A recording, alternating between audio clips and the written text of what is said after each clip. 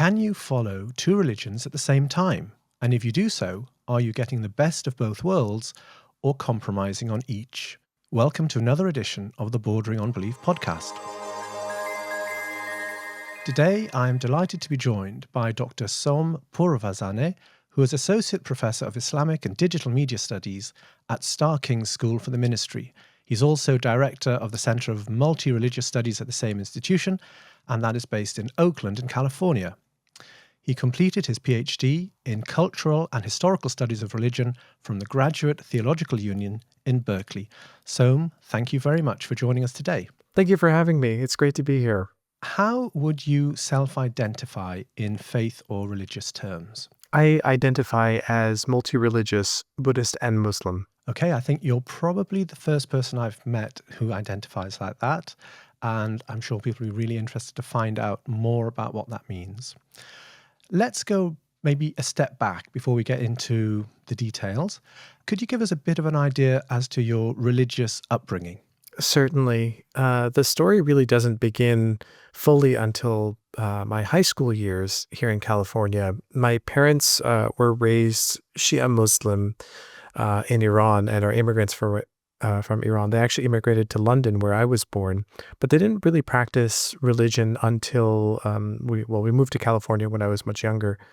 And when I was in high school, my father, you could say, re-embraced Islam, having read a new translation of the Quran that resonated with him more deeply than the religion he practiced in his upbringing. And as a typical teenager, I rejected everything that he said about it.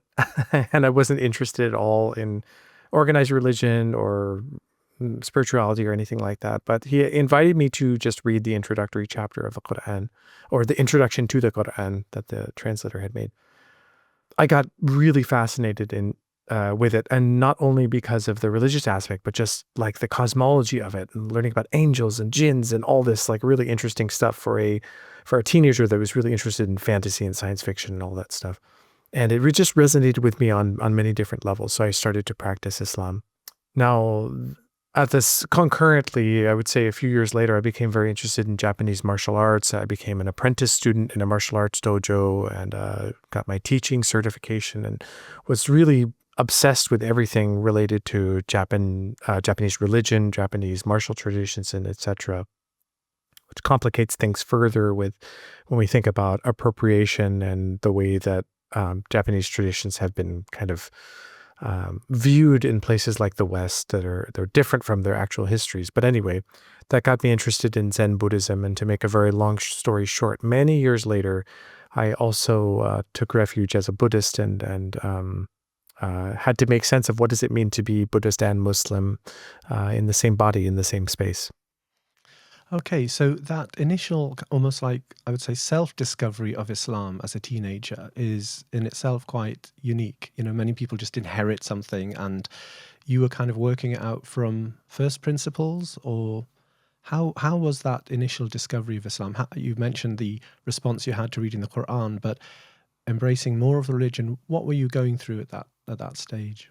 It's a great question. And adolescence is such an interesting time for us to do discovery, to reject things, to embrace things. And even those of us that have grown up in certain traditions, or as you said correctly, inherited traditions, we might have a crisis of conscience at that moment, or a dark night of the soul, where we say like, well, actually, what does this mean to me? I'm 16 now. Am I still Muslim, even though I was born Muslim? Or do I want religion? Do I embrace another tradition? What happens there?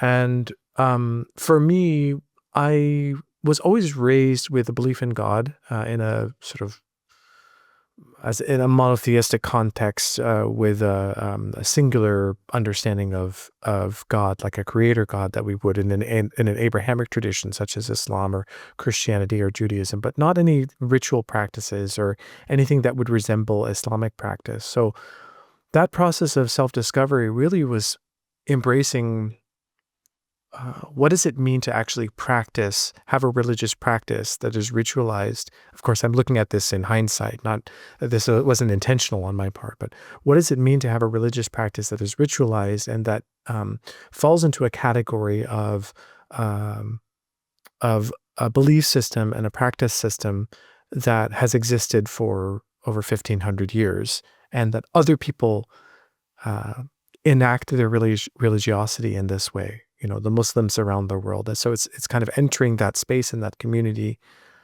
which is different from just praying to God or saying like, oh, please help me do well in my algebra exam or something like that. It's more like, oh, I'm committing myself to comporting myself a certain way or acting a certain way vis-a-vis my religious tradition that I wasn't familiar with beforehand. So I'm interested, you said that obviously you weren't conscious of, a lot of these analyses are in hindsight, but were you conscious of it being important to forge your own way, both at the kind of exploration of Islam and then the exploration of Buddhism? Are you a kind of an iconoclastic type of person, somebody who doesn't like authority, likes to rely on your own instincts? Just give me a little bit more understanding of maybe the psychology of it. Oh, that's a really great question. I don't think anyone's ever asked me that before. Thank you for that.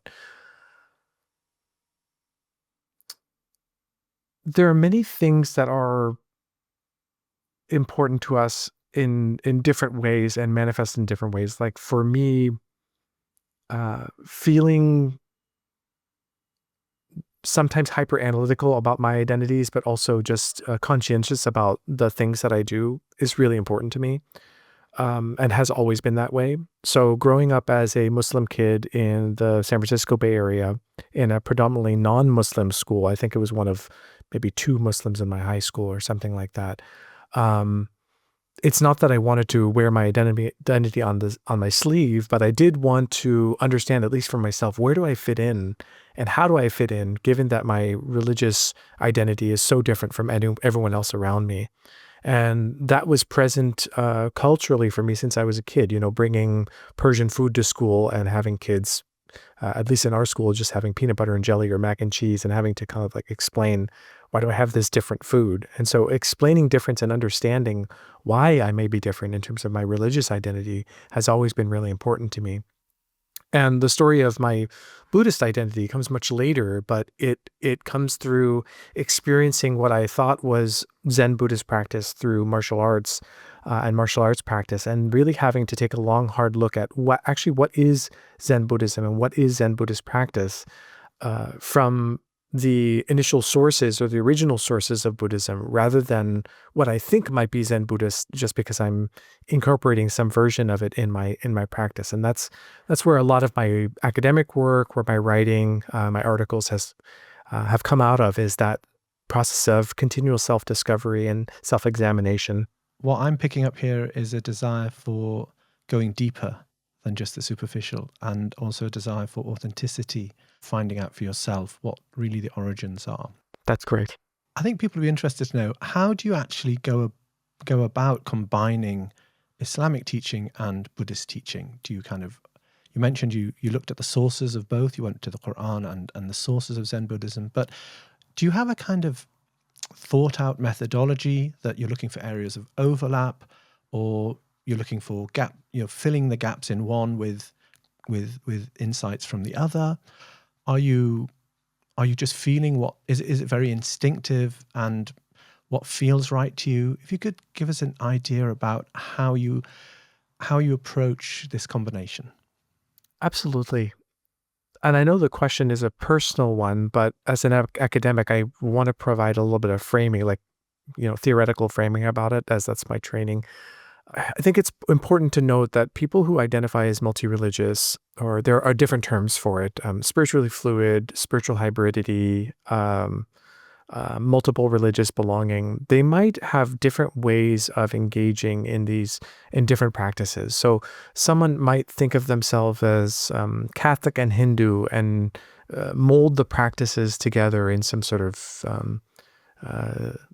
synergistic experience for themselves, or someone might have grown up in a Christian and Jewish household, like their father is, or one parent is Christian, the other parent is Jewish, and so they just grew up doing Hanukkah and Christmas and just, kind of everything's together. Other people like myself might be more mindful of having, I wouldn't say separation, but an equal degree of participation with each tradition in different ways. And by and large, the approach that I take is trying to meet each tradition fully, and understanding the overlap, but certainly trying as best as I can not to blur the lines in terms of the different practices. And this is getting into a different topic, which is the that of doxis and praxis, or belief and praxis. But the belief systems for me overlap between Islam and Buddhism, but the practices might not overlap in the same way. So like if I'm doing a salat prayer or something like that, I'm really, if you're watching me do that, or if I'm participating in like a Jummah prayer at a masjid, probably it would be just exactly the same as everybody else. But if I'm doing a meditation or a mantra recitation or something, that's probably going to just look very Buddhist. The exception is that, sometimes I might be sitting on a prayer rug and meditating, but, meditation is also a part of a Islamic tradition. So, that might not be as complicated or complex. So you're trying to embody both to the max that you can, rather than kind of find that intersection of the Venn diagram and saying that's where I sit. Is that right? Yeah, that's a great word, embodiment, and I totally agree with your description of it. Now, I think the hub of this topic, many outsiders read or are taught that in Buddhism there is no defined concept or no certain concept of a God. And I've understood that some people have said that it leaves that option open but doesn't insist on it.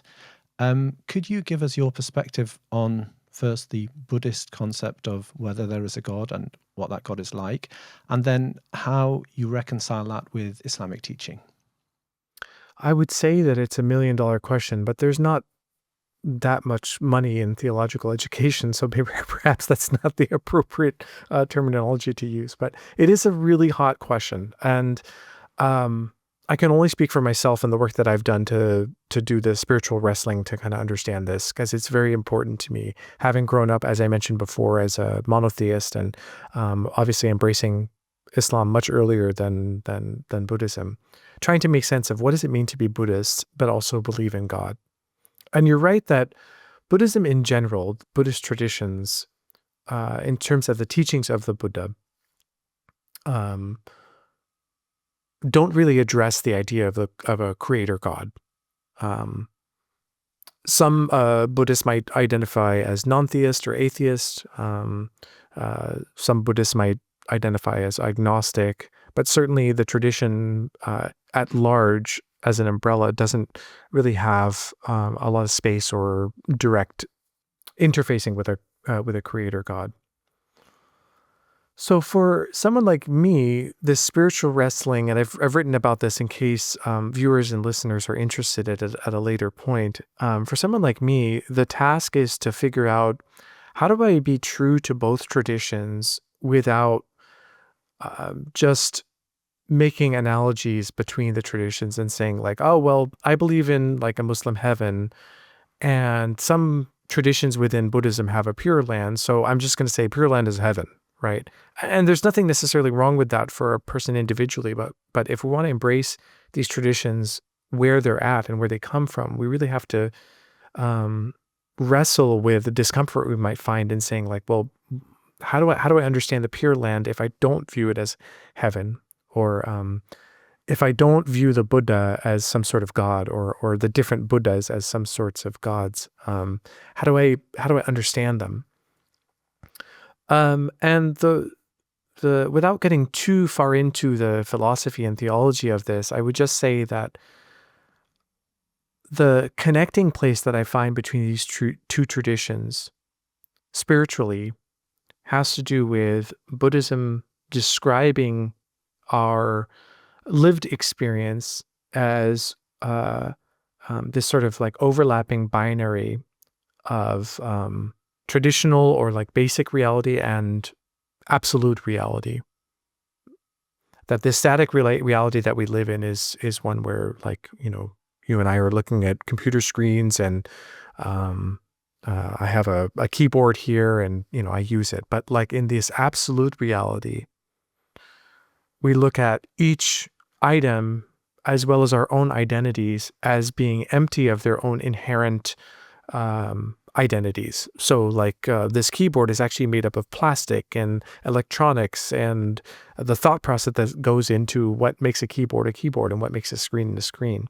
And that in that sort of emptiness, which is a core tradition, a core component of Mahayana traditions, we also can imagine or embody this idea that if we believe in a creator God, and it's sort of like a panentheistic where everything is acting out the will of Allah, we can also see that if I'm empty of an inherent reality or an inherent identity, and so is the keyboard, and so is the screen, and so is everything around me, perhaps all of us are empty of all identities except for the one true absolute reality, which is Allah. That's the kind of like connecting piece for me between these two traditions. So this doesn't mean that I will go to a Buddhist temple and say like, well, absolute reality is God, and so like we're all theists or whatever. It's more like a spiritual wrestling that I have to make sense of it for myself, knowing that in the Quran and in Islamic traditions there is space for interreligious dialogue. There is this notion in Islamic traditions that 124,000 different messengers were sent to different communities, and there is space for other traditions and their own validity. So how do I make sense of that and say that Buddhists are on the right path, Christians are on the right path, Hindus are on the right path? That's my job as a Muslim. And then it's my job as a Buddhist to also meet Buddhist traditions where they're at. Have you found some echoes in the outcome of your wrestling in some of the writings of Sufis? In the idea that there's only one ultimate reality, which is God, and we are all, not reality. And the sayings of some of those Sufis, of course, which have been interpreted in various ways, that, none exists except God, and things like this, where people have accused them of heresy and stuff. But have you found any sort of overlap between that aspect of Islam and where you're at? Absolutely. Yes. There is this concept of, and I understand that by asking the question, you are also aware of the answer. But for those, who haven't experienced this type of conversation, there is a concept in among Sufi circles of Sufi, of fana, the annihilation of the ego, or the idea that the ego is a drop of water and it is annihilated in the ocean of Allah. That once one experiences, and this is the key point, once one has a more Gnostic or experiential, I don't want to call it vision, but let's just call it experience of Allah, we could consider that to be analogous to this awakening moment in, let's say, Zen Buddhism, where the self drops away and all that we're left with is things as they truly are, an experience of ultimate reality, where there's no division between ourselves and everything else around us that is interconnected. Now, if we view ourselves as believers of a divine source, a divine, like Allah, that is both incomprehensible, transcendent, but also immanent, that is closer to us than our jugular vein, as it is said, then we have to also think through this idea that all material, everything is made up of Allah, and all of us are acting out the will of Allah. And the only thing that is dividing us from that experience is our own ego. Other Sufi traditions might say that we want to ride the ego like a donkey rather than have the ego ride us. So when the ego dissolves into the ocean of Allah, all that's left is things as they truly are, truly interdependent and acting out the will of this creator deity. So I think there's a whole lot of resonance there. And just to clarify, you mentioned about how in Buddhism there isn't any kind of strong confirmation of a creator God. But would any Buddhists maybe criticize you for saying that you're ignoring some aspects of Buddhism which are denying a creator God? Is there any denial of a creator in Buddhism or not?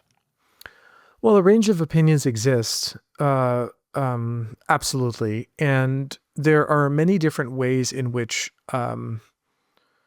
we as humans practice religious traditions, sometimes idiosyncratically, right? I mean, like Buddhism, for example, one of the core concepts within Buddhism is self-sufficiency and being able to utilize all the methods of Buddhism for self-liberation, and in Mahayana traditions, liberations of all beings. So when we see like a Buddha statue, for example, here, sometimes those statues are venerated to the point of worship. And this might signify to an outsider that that Buddhism is about worshiping statues. Even to an insider, sometimes we as a Buddhist, we might be encouraged to venerate the traditions of the different Buddhas and Bodhisattvas and say that, these are inspirations for me to be a better person, to be more compassionate, to focus on mindfulness, to do all the things that I need to do to be a better person and a better Buddhist. But in my mind, for example, if that edges into worship, we've lost the spirit, the essence of Buddhism itself. And a Buddhist might say the same about worshiping a creator God and saying, well, there's no space in the tradition. The Buddha never spoke about a creator God. So what you're doing here is adding a different layer onto these traditions that don't really have that as a focus, which is why that I think it's really important to be careful about how we overlap these different traditions, even if we're just doing them for ourselves. But what I would say is, at the top of the mountain, however we want to call it, of the experiential nature of Buddhism and Islam, when we get to that place, and I'm not saying that I've gotten to that place or that I'm like some sort of spiritual guru or awakened being, not at all. But my thinking is that when we've got to that place where we're experiencing emptiness or experiencing Allah, and I'm also not synonymizing Allah with emptiness. I'm just saying that in these two different traditions, if we experience those things, we might have a lot to learn from that experiential overlap. And I can say that with one of my Zen teachers, for example, we've had conversations about this. And he self-identifies, or has traditionally self-identified as atheist and Buddhist. But that atheism stems from this traditional view of God, let's say in a Christian setting, as a bearded man who lives, and I know we're both bearded, but as a bearded man who lives in the clouds somewhere. But if we think of Allah or our creator God as something very, very different from something anthropomorphized and with the same concerns as human beings, and more in this sort of experiential sense, he and I have conversations where there's no difficulty and no antagonism between our varying beliefs. So that gives me hope. I mean, I agree with you. I think a lot of people are atheist of a particular God or a particular conception of God, but not necessarily atheist of the reality of the divine, which they maybe yet haven't been awakened to or exposed to or whatever. Just going back to something you said a bit earlier, you mentioned about the thousands of prophets that have been sent. Some people have suggested that Buddha was a prophet from God. How do you feel about that? It's interesting. I recently read a paper by Sheikh Hamza Yusuf, who is one of the founders of Zaytuna College here in the Bay Area, discussing this exact topic. So I encourage anyone watching or listening to seek that out, as it'll speak to it much more eloquently than I will.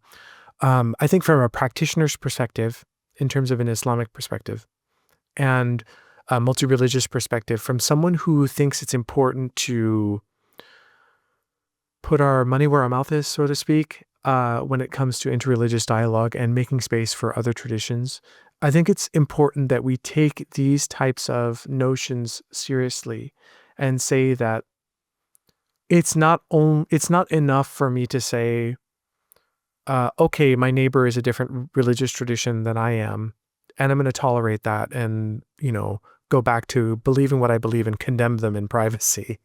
I think it's really important for all of us who are of a religious disposition to embrace the idea that it is possible that there are many truths and there are many roads to many different mountains.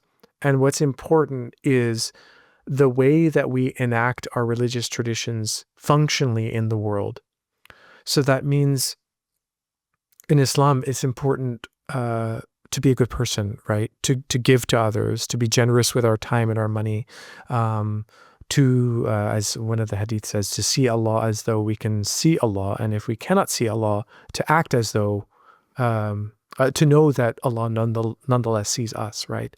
And to know that, if my neighbor needs a helping hand, that I'm available to help them irrespective of their religious tradition.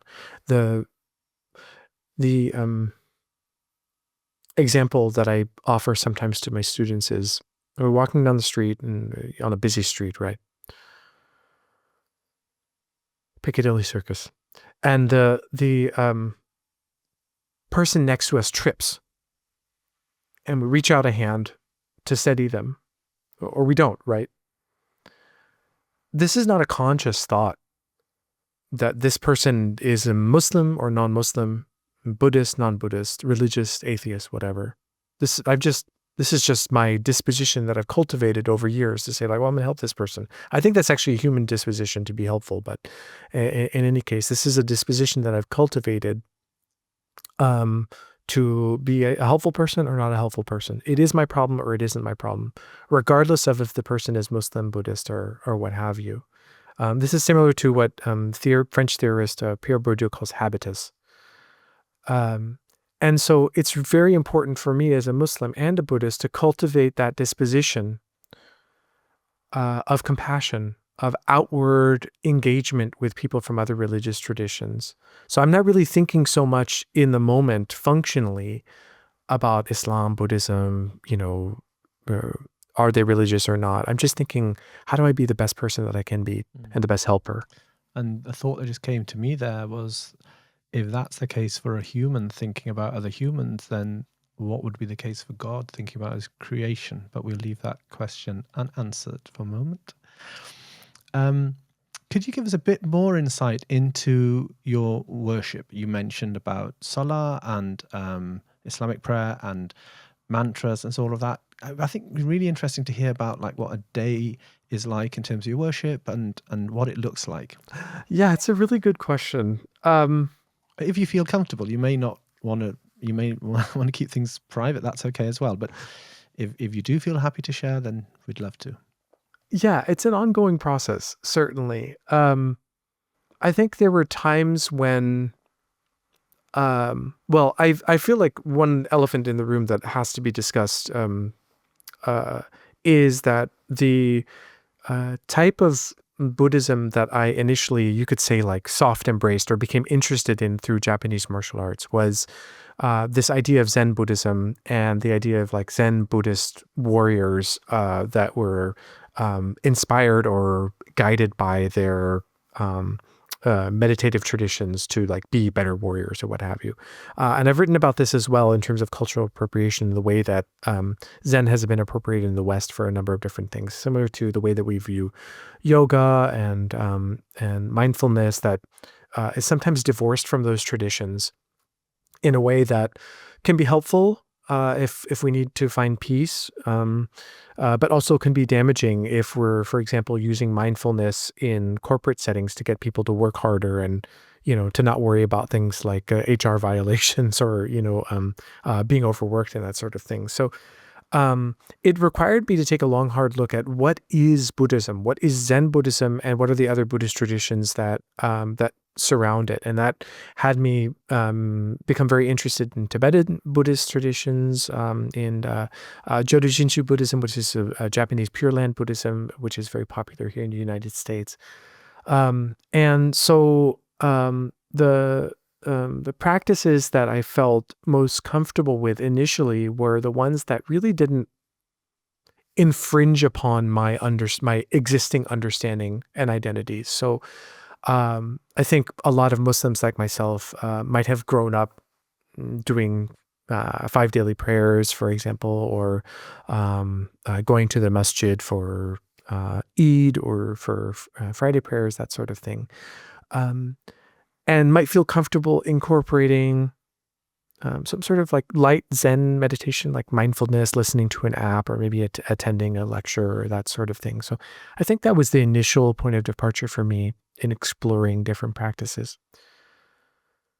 But then I wanted to know more about like, well, what is mantra recitation? Why do people recite mantras in Buddhist traditions? And there's a variety of reasons. Let me just say that from a Zen context, at least, it's to still the mind, perhaps to increase one's capacity for compassion and for being a better person and understanding emptiness. And there are whole, we probably don't have time to even discuss all of those different things.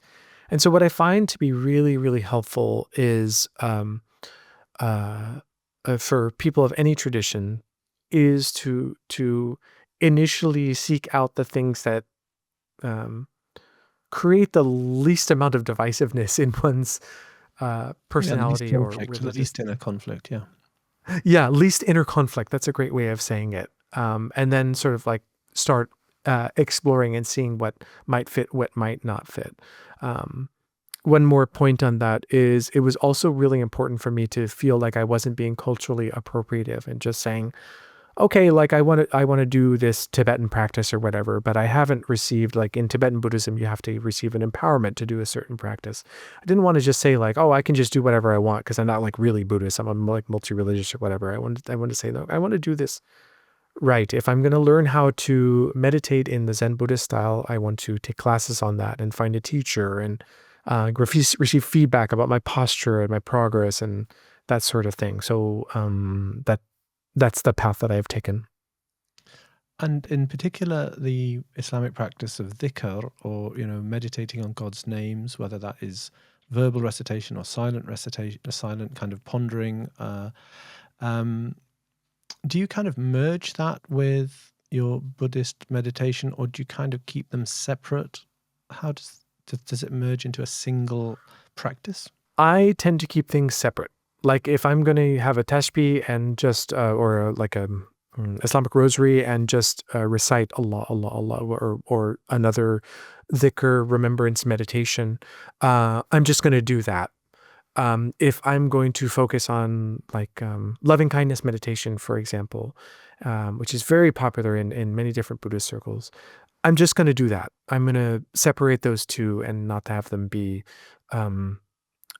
overlapping. What does overlap is, as I mentioned before, the experiential nature of the practice. Anyone who's done dhikr for an extended period or meditation for an extended period will know that what comes to mind is a clarity of mind as we start focusing on just one thing. I'm just focusing on Allah or my dhikr practice or loving kindness. I'm just focusing on that. Everything else seems to drop away and everything calms. And what's left is just this presence, being present with the practice at hand.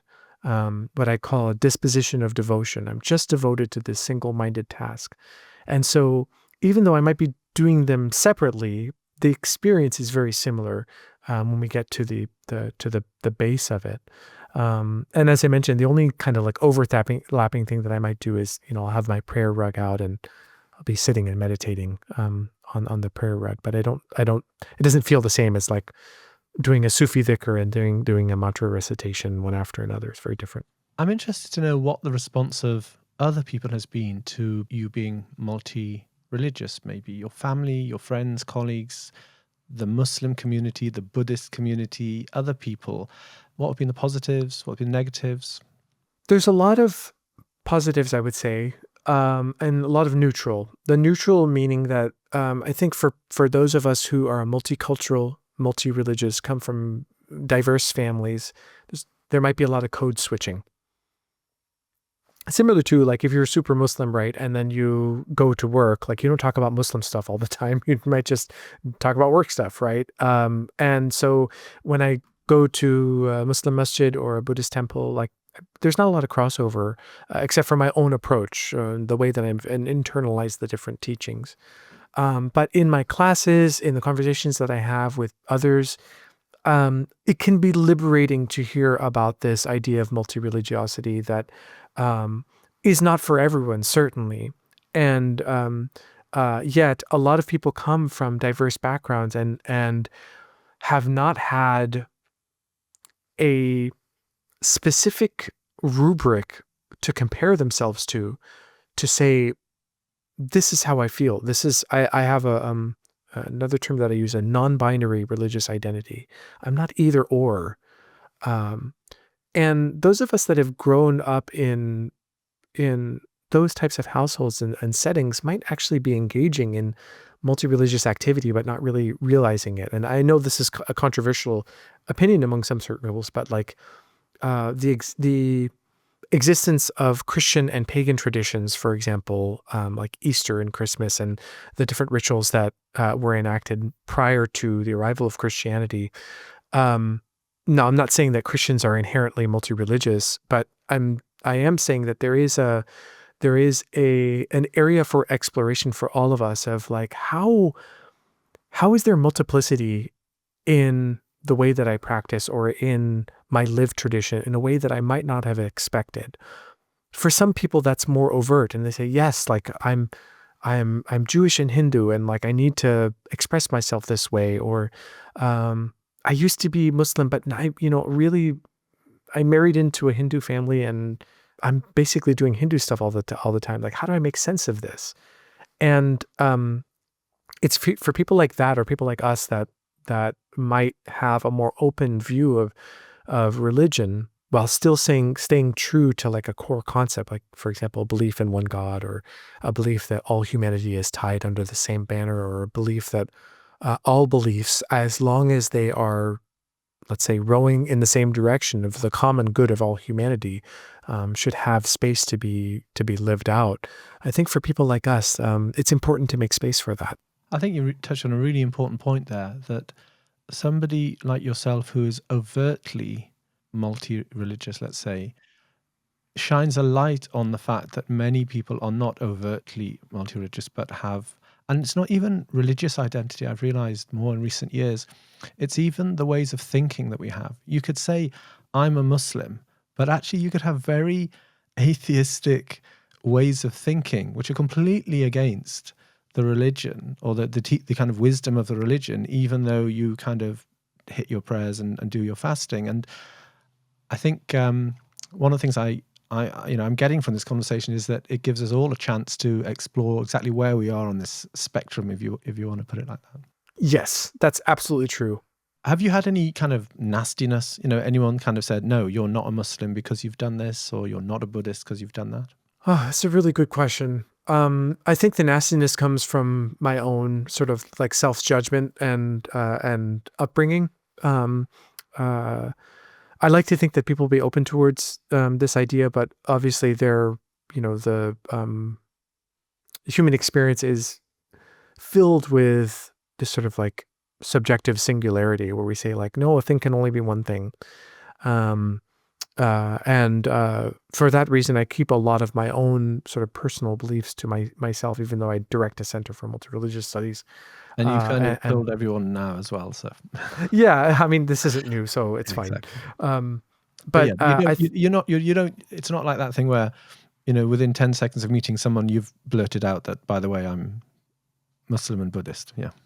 It's true. And to be fair, in a post 9/11 world, like I don't wear my religion on my sleeve in any case, in terms of my Islamicness, and that's been self-protection for many people who identify as Muslim or even just look Muslim, right? So whatever that means. So, but I think the nastiness does come from within, because there's a lot of self-doubt and self-judgment about pushing ourselves beyond our comfort zones, and saying, like, even just for the fact of the matter, if I truly believe that I'm Muslim, and I truly believe that my Christian siblings, my Jewish siblings, my Hindu siblings, my Catholic siblings, so on and so forth, are also, from a Muslim context, going to heaven because they're believers in God, can I actually go and sit in a church, in a pew, and engage as a Muslim, but like participate with my neighbors fully? Maybe I won't say all the stuff. Maybe I won't take Jesus' name because, that's not part of my tradition or part of my belief system. Similar with Buddhism, while I wouldn't, worship a Buddha statue because that's not part of my belief system. But can I go to a Buddhist center and participate in some of those rituals or that meditation practice, or join hands with them in doing some sort of good, common good work, like feeding the poor or donating to them rather than to my own masjid? Like, can I actually, as I said before, put my money where my mouth is and actually act as I think I am as a Muslim? I think that's really important for all of us, even if we don't think of ourselves as multi-religious. What can Muslims learn from Buddhism which could benefit them? So much. So much. Insofar as we can all learn from each other. I think at the very base level, learning a little bit of meditation is helpful for everyone. Any kind of meditation, certainly loving kindness, mindfulness, anything that, even if you have an app that does it, just inviting a little bit of stillness into your daily life and getting you to practice experiencing what's happening in front of you rather than, your own thought process, oftentimes negative or condemning thought process. Just experiencing what is in front of you can be really useful. And developing a platform for loving kindness, compassion, acting out in the world in a way that is commensurate with Islamic values in terms of being a good servant of Allah, being a good caretaker of the cosmos, of animals, of other human beings, and putting others first, I think is a really, really useful function of engaging in some sort of Buddhist practice. And the things you mentioned there, like you said, we could find those truths within Islam, but sometimes maybe what you're saying is looking at it from a different perspective and a different take on it actually makes us realize things which we haven't maybe attended to as well as we should have done. Would you say that's right? Absolutely true. Absolutely. I mean, we get caught up in our own narratives along the time, and we think about like, oh, I'm like a great Muslim or something like that, and that person's not so great Muslim because they didn't fast for Ramadan or whatever. Or I really want to make a stamp of giving my zakat and have people seeing that I'm giving charity or whatever. And I think other tradition, like engaging with other traditions, might just get us to tone it down a notch and be like, okay, you know what? What the important is that I live this. The important thing that I live this out and not rehash the same narrative that is, in essence, self-aggrandizing. And what do you think that Buddhists can learn from the teachings of Islam? It might be surprising to hear, but I think quite a bit. One of the things that Islam does so well, the whole Islamic project, in the way that I think about it and the way that I write about, is that of embodiment. The whole Islamic project functionally can distill it to put your head on the floor, symbolically or physically. Symbolically for those of us who can't do that, right? But physically, put your head on the floor, submit to Allah. This is a really beautiful thing. It's incredible. I mean, it's so simple. And that's why I get into the topic of practice more than belief, because it's like the belief, it matters, of course. But at the end of the day, what really matters is put your head on the floor. Embody this act of submission to Allah, putting your ego to the side or obliterating the ego, and just surrender everything to the will of Allah. This is, in essence, what we're fighting against all the time as Buddhists. In meditation or other practices. Like the point is, sit there, right? And we make all this colorful stuff, listen to the app, put on the chimes, do the music, light the incense, get everything prepared so I can sit for 15 minutes. Well, the goal actually is just sit there for 15 minutes. Force your ego and your body to listen to you and just sit and experience what's happening. Open yourself up to the cosmos. Open yourself up to loving kindness. Something that I like particularly about Zen is this understanding, or at least the Zen that I practice, is is this idea that in Buddhist practice in general, there's this idea that wisdom, the wisdom of emptiness, that all things are interdependent, and compassion are two wings of a bird. But in Zen, there's no wings, there's no bird. Emptiness means that if I act without ego, the functional aspect is there's a teacher named Guagu, who's the founding instructor at the Tallahassee Chan Center. The way he describes it is the working end of this idea of emptiness or wisdom is compassion. Because if I have no ego, everything I do is going to be in the service of others.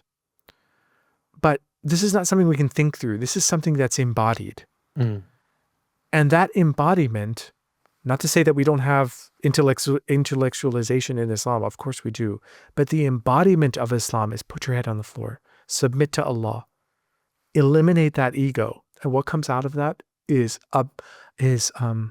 unrelenting compassion. Just reminded me of a verse of the Quran where God says to Prophet Muhammad, peace be upon him, and we only sent you as a mercy to the whole universe or all the worlds. He was, in the Islamic story, an embodiment of compassion and mercy for the universe. The other thing that just struck me was, I don't know if you agree with this, but I've no depth of understanding of Eastern religions, but I can certainly, what I've learned about them is that the goals they're trying to achieve, I do feel that Salah in particular is like a hack. It's like a cheat code to kind of achieve some of those goals. And that sounds a bit like what you were saying there as well. It is a hack. And I think anytime we engage the body in some sort of ritual practice, we are able to use that hack to get our consciousness to work in a different way. Because if we just sit and think about things, there's a bodily component that we're missing out on. Even in Buddhist traditions that they do prostrations, or they might do some sort of self-massage or yogic activity to loosen up the body and relax what's happening in it so that we can be more present. And like you said, it's a hack because Muslims 5 times a day are putting their heads on the floor, right? Moving the body, getting it out of this stagnation of just thinking me, me, me, me, me all the time, and forcing the body to undermine that psychological process is a really beautiful and powerful thing. Just coming back to a word you used earlier, which was liberation. Is one of the liberations that you feel, having a multi-religious identity, that it can be more about you and God and less about the religions? That's a question I haven't thought of. Because once you escape the confines of a religion by having more than one, you're not within a wall or a box, doesn't that kind of lower the status of the religion and make it much more, it's almost like you've left both rooms and now you're kind of flying above both? It's a beautiful, beautiful illustration. I would say not at the outset, but certainly the way that I continue to feel is that if we truly believe, I'm saying this from a Muslim perspective because that's where I came from first. If we truly believe that Allah transcends all religions, all people, all thought, then we have to also be open to the concept that there are many different ways to experience Allah. Or as the Quran says, wheresoever you turn, there is the face of Allah, right? And there, as you said rightly, there is a liberative aspect in being able to go to any faith center and see one's experience of Allah or experience of God in those places. So it's not that one shouldn't practice their own tradition, like shouldn't do Islam, for example, but to be able to rise above that and say that Allah is bigger than Islam. There are many different ways of knowing, and Allah, will meet you at any of those different places. It's similar to, again, not saying that I've experienced this myself, but I think it's similar to the Buddhist notion of your original self, right? That exists transcendent of your Buddhist practice. Finally, do you think that, you obviously had quite a unique journey, I would say. Do you feel that this is a model which anyone could adopt, or is it something which is only going to be people who have experienced a kind of unique journey and unique background that are going to find this approach practicable? I would say that this type of spirituality, multi-religious spirituality, exists on a spectrum. If some of us are Muslim and we just think of ourselves as just being Muslim, Sunni Muslim or Ismaili or something, and we say, that's who I am, it's totally fine. Others of us, like I said, might grow up in mixed households and have more synergistic practices. Others of us might think of ourselves as atheists, but culturally Muslim, culturally Jewish. And then there's those of us that think of ourselves as multi-religious, spiritually fluid. And this exists on a spectrum. Not one is better than the other. The only thing that I'd say is that it behooves all of us who view ourselves as being either religious or not religious, theists or atheists, to take a long, hard look at where those experiences come from and how are those practices relevant in our day-to-day life.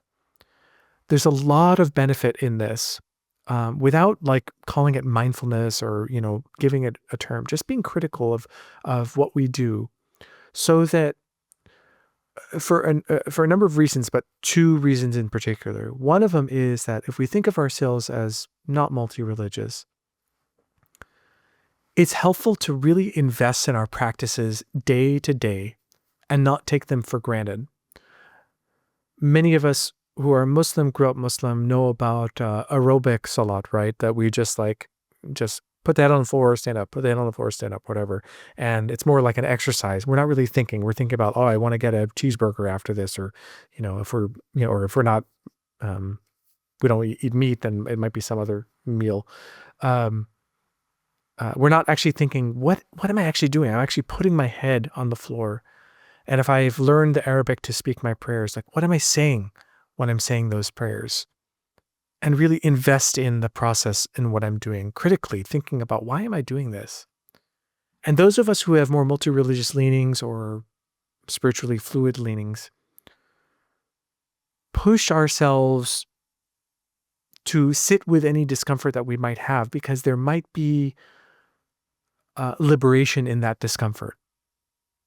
Even if it looks like, I don't want to do this practice because it rubs me the wrong way in terms of my belief system. That's okay. That doesn't mean force yourself to do something that you're not comfortable with, but sit with that discomfort and see, why is it that I don't feel comfortable with this concept of the Pure Land, for example, or mantras or whatever. That exploration might help with my own belief and solidify my positioning on it, or it might expose me to a different doorway through which to view my belief system in practice and experience my religion in a different way. That's what it has done for me.